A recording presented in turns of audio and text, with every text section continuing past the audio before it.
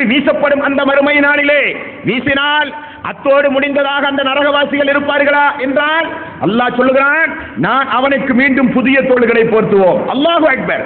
4வது அத்தியாயத்தினுடைய 56வது வசனத்தை அல்லாஹ் ரப்பல் ஆலமீன் சொல்கிறான், அந்த தோள்கள் வர வர நான் அவனுக்கு புதிய புதிய தோள்களை அவனுக்கு உண்டாக்கி போர்த்திக் கொண்டே இருப்பேன். குல்லமா நலிஜத்து ஜுலூதுகும் பத்தல்நாகும் ஜுலூதன் ஆயிரஹா லியதுக்குல் அதாப். அவனுக்கு புது புது தோள்களை எல்லாம் மாற்றி மாற்றி அவனுக்கு தொடர்ந்து நான் வேதனைகளை கொடுத்து கொண்டே இருப்பேன் என்று அல்லாஹ் அவனுடைய திருமறை குர்ஆனிலே சொல்கிறார். அப்படியானால் அந்த நரக நெருப்பில் 70 ஆண்டு கால பிரயாணம் செய்கிற அந்த நரக படுகொலியிலே எங்காவது ஓய்வெடுப்பதற்கு இடம் இருக்குமா? எங்காவது ஒரு குளிரான ஒரு பகுதியாவது எங்காவது இருக்குமா என்றால் 70வது அத்தியாயத்தினுடைய 78வது அத்தியாயத்தினுடைய 24வது வசனத்திலே அல்லாஹ் ரப்பல் ஆலமீன் சொல்கிறான், லா யதுகுன ஃபீஹா பரதம் வலா சரபா வலா சராபா. நிச்சயமாக அந்த நாளில் நீங்கள் ஒரு குளிர்ச்சியை கூட அந்த மறுமை நாளிலே நரகத்திலே பார்க்க முடியாது. நரகத்தில் உங்களுக்கு குளிர்ச்சி இல்லை, குளிர்ந்த பானமும் உங்களுக்கு அந்த மறுமை நாளிலே கிடையாது. அது மட்டுமல்ல, 56வது அத்தியாயத்தினுடைய 42வது வசனத்திலே நீங்கள் பாருங்கள், அந்த மறுமை நாளிலே உங்களுக்கு குளிர்ச்சியும் இல்லை, குளிர்ந்த பானங்களும் இல்லை. அது மட்டுமல்ல, அந்த நரகை சுற்றி அந்த கெட்டடியார்கள் எங்குமாய் நின்றாலும் சரி, அந்த 70 ஆண்டு காலம் பிரயாணம் செய்கிற அந்த நரக படுகொலையிலே அடித்தளத்தில் போய் நின்றாலும் சரி, எங்காவது ஓரமாக போய் ஒதுங்கி நின்றாலும் சரி, எங்கு போனாலும் உங்களுக்கு நெருப்பு காற்று.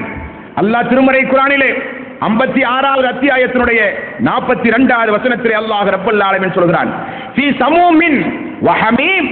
நெருப்பு காற்றுகளும் கடுமையான அந்த இருட்டு புகைகளும் அனல் காற்றுகளும் உங்களுக்கு நான் வீச வைப்பேன் என்று அல்லாஹ் அவனுடைய திருமறை குர்ஆனிலே சொல்கிறான். அல்லாஹ்வுடைய நல்லடியார்களே, அப்படியானால் நபிகள் நாயகம் ஸல்லல்லாஹு அலைஹி வஸல்லம் அவர்கள் சொன்னார்கள், புக்த் என்று சொல்லப்படுகின்ற பெயருடைய ஒரு ஒட்டகம், அந்த ஒட்டகத்துடைய பெயர் புக்த்.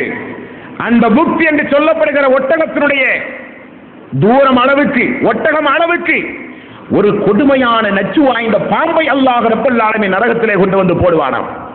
அந்த பாம்பு மனிதன் பார்த்திருக்க மாட்டான், மனிதன் கேட்டிருக்க மாட்டான், மனிதனுடைய உள்ளம் சிந்தித்திருக்காது. அந்த புக்தி என்று சொல்லப்படுகிற பாம்பு ஒட்டகம் அளவுக்கு பெரிதானதாக இருக்கும். நரகவாசிகளை அந்த பாம்பு, நான் தான் நீ செய்த பாவமான கோர செயல்கள், அல்லாஹுவை மறந்து அல்லாஹ்வுடைய தூதருக்கு கட்டுப்படாமல் பாவமான காரியத்தை செய்தாயே, நான் தான் அது என்று சொல்லி அந்த மனிதனை ஒரு கொட்டு கொட்டுமா, ஒரு கடி கடிக்குமா? நபிகள் நாயகம் ஸல்லல்லாஹு அலைஹி வஸல்லம் அவர்கள் சொன்னார்கள், 40 வருஷம் துடிப்பான அந்த மனுஷன். ஒரே ஒரு கடி அந்த பாம்பு. அது எப்படிப்பட்ட கடி, எப்படிப்பட்ட கோரப்பல், எப்படிப்பட்ட விஷம் வாய்ந்தது. 40 வருட காலம் அந்த நரக நெருப்பில் அந்த அடியான் துடிப்பான். அது மட்டுமல்ல, கோவேரி கலிதையை காட்டிலும் மிகப்பெரிய ஒரு தேள் அல்லாஹ் ரப்பல் ஆலமீன் கொண்டு வந்து போடுவான். 2வது அந்த தேள் அந்த மனிதனை ஒரு கடி கடிக்கும். 40 வருட காலம் அவன் வேதனையால் துடிப்பான். அப்படியானால் இந்த வேதனைகள் எல்லாம் கொடுக்கப்படுகிற பொழுது எங்காவது ஓடி ஒளிய முடியுமா? எங்காவது ஓட முடியுமா? ஓட அல்லாஹ் ரப்பல் ஆலமீன் இந்த தண்டனைகளை கொடுக்கிறானா? இல்ல. 69வது அத்தியாயத்தினுடைய 30 முதல் உள்ள தொடர்ந்து வசனங்களை நீங்கள் பாருங்கள். சும்மல் ஜஹீம சல்லு. நரகத்திலே அவனை பிடித்து தள்ளுங்கள். ஹுது ஃபவுல்லு. அவனை பிடித்து அவனுக்கு விலங்கிடுங்கள். சும்ம ஃபீ சில்சிலத்தின் தர்ஹுஹா 70 திராஅன் ஃபஸ்லுகு. 70 முறை சங்கிலியால் அவனை பிடித்து கட்டுவார்கள். வானவர்கள் 70 முறை சங்கிலியால் கட்டப்பட்டவனாக நரக நெருப்பிலே அவன் தூக்கி வீசப்படுகிறான். அப்படியானால் ஓட முடியாது. போட்டா ஒரே இடத்துல படுக்க வேண்டியது. அந்த எல்லா அதாபுகளையும், இந்த மரஞ்செடி கொடிகளையும், இந்த விஷச்செடிகளையும், இந்த சீல்களையும், இந்த சலங்களையும் குடித்துக் கொண்டு ஒரே இடத்துல அப்படியே படுக்க வேண்டியதுதான். அல்லாஹ் ரப்பல் ஆலமீன் சொல்கிறார். அன்பிற்குரிய சகோதரர்களே, அல்லாஹ் ரப்பல் ஆலமீன் தூக்கி வீசினானே, எங்க தூக்கி வீசினா? அந்த மறுமை நாளிலே 104வது அத்தியாயம் ஹுமஜா என்று சொல்லப்படுகிற அத்தியாயம்.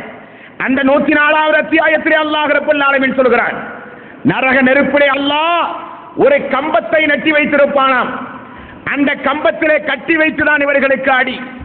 104வது அத்தியாயத்தினுடைய 9வது வசனத்திலே அல்லாஹ் ரப்பல் ஆலமீன் சொல்கிறான், ஃபீ அமதி முமத்ததா, ஃபீ அமதி முமத்ததா. கெட்டப்பட்ட கம்பத்தில் அவர்களை கட்டி வைத்து இந்த கொடுமையை அல்லாஹ் ரப்பல் ஆலமீன் கொடுப்பான். ஓட முடியாது, நகர முடியாது, சாட முடியாது. அப்படிப்பட்ட அநியாயங்களை அல்லாஹ் ரப்பல் ஆலமீனுடைய சமூகத்தில், இந்த உலகத்தில் அவர்கள் நிகழ்த்தி இருக்கிறார்கள். பரிதாபம் வரக்கூடாது. ஏன் பரிதாபம் வரக்கூடாது? இந்த உலகத்தில் அவர்கள் பண்ணிய அட்டுழியம், இந்த உலகத்தில் அவர்கள் பண்ணிய அநியாயம் சாதாரணப்பட்ட அநியாயம் அல்ல. ரமலானுடைய மாசம் கூட பார்க்காம மேலப்பாளையத்தில் நடந்த ஒரு அநியாயம் தெரியுமா உங்களுக்கு? இந்த மாசம் ரமலானுடைய மாசம் கூட பார்க்காம மேலப்பாளையத்தில் நடந்த ஒரு அநியாயம். பேரெல்லாம் முஸ்லிம், எல்லாம் முஸ்லிம். இந்த மாசம் வெளிவந்த குமுத பத்திரிகை எடுத்து படித்து பாருங்க. ஒரு முஸ்லிம் ஒரு பெண், ஒரு முஸ்லிம் ஒரு ஆண், நோன்பு 8ல எல்லாம் நோன்பை வச்சுக்கிட்டு ஒரு அரபி பாடசாலையில அந்த ஒரு பெண்ணும் இன்னொரு ஆணும் தகாத உறவு செய்திருக்கிறாங்க. அவன் பேரு ரிஃபாயி, அந்த பெண்ணு பேரு ஜீனத்து. இந்த சம்பவத்தை மதரசாக்கு படிக்க வந்த ஒரு 9 வயசு குழந்தை, பச்சிலம் பாலகன், பேரு முர்ஜிதா பானு. இந்த குழந்தை அவங்க 2 பேரும் விபச்சாரத்தில் ஈடுபடுறத மதரசாக்குள்ள நோன்பை வச்சுக்கிட்டு 7வது நோம்புல மதரசாக்குள்ள அந்த விபச்சாரத்தில் ஈடுபடுறத முர்ஜிதா பானு 7 வயசு புள்ள மதரசாக்கு படிக்க இந்த புள்ள பார்த்துருச்சு. பாத்திர சகிக்காம இந்த ஜீனத்துங்கிற இந்த புள்ள அந்த குழந்தைய 24 இடங்கள்ல குத்தி அந்த குழந்தைய கொன்னு மேலப்பானையுமே கதிகடங்கு போச்சு இந்த ரமலானுடைய மாசத்துல. இந்த போட்டோவை பாருங்க, அதுதான் இந்த குழந்தை. இந்த குழந்தையை பார்த்தா அப்படி செய்யறதுக்கு தோணுதா?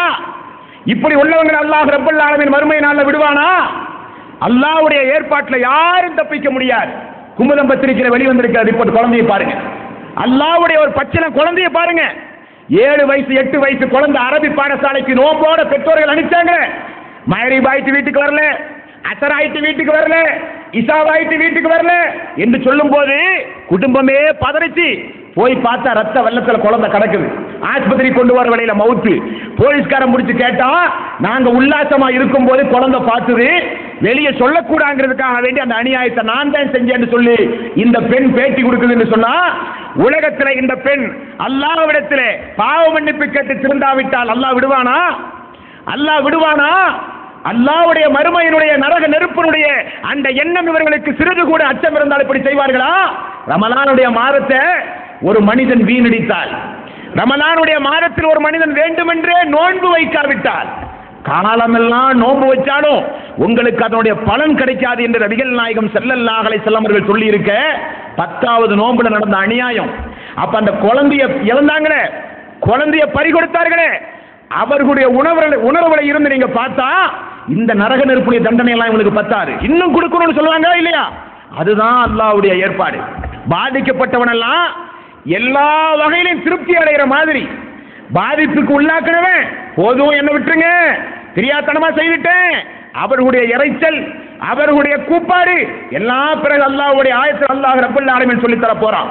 அப்படி 70 முழ செங்கலியால் கட்டப்பட்டு நடு கம்பத்தில் கொண்டு வந்து நிக்க வச்சு கெட்டி வச்சு அல்லாஹ் ரப்பல் ஆலமீன் அடிப்பான்.